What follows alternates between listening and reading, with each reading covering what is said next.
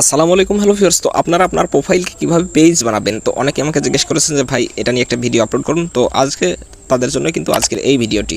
তো চলুন আপনাদের দেখিয়ে দিই কীভাবে আপনার প্রোফাইলকে পেজ বানাবেন। তো সর্বপ্রথম চলে যাবেন একদম ওপরে 3 ডট আইকন দেখতে পাচ্ছেন, সেখানে একটি ক্লিক দেবেন।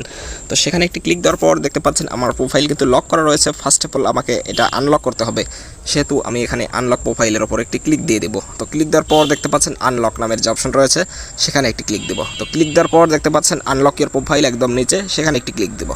তো ক্লিক দেওয়ার পর আমার প্রোফাইলটা কিন্তু আনলক হয়ে যাবে। তো আনলক হয়ে যাওয়ার পর আমার যে কাজটি করতে হবে আবারও সেই 3 ডটে ক্লিক দিতে হবে।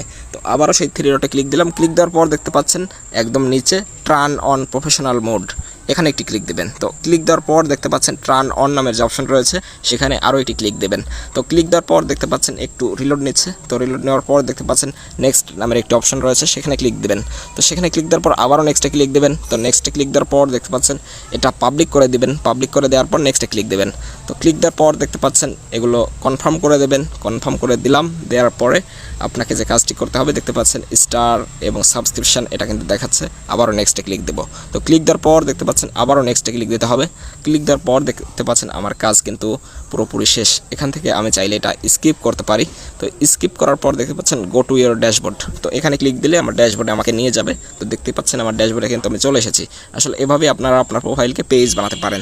আমি যদি আপনাদের দেখাই একদম ব্যাক টু ব্যাক গিয়ে, তো দেখতেই পাচ্ছেন আমার প্রোফাইলটা কিন্তু পেজ হয়ে গিয়েছে। তো আজকের ভিডিও পর্যন্তই। সবাই ভালো থাকবেন, সুস্থ থাকবেন। আল্লাহ হাফেজ।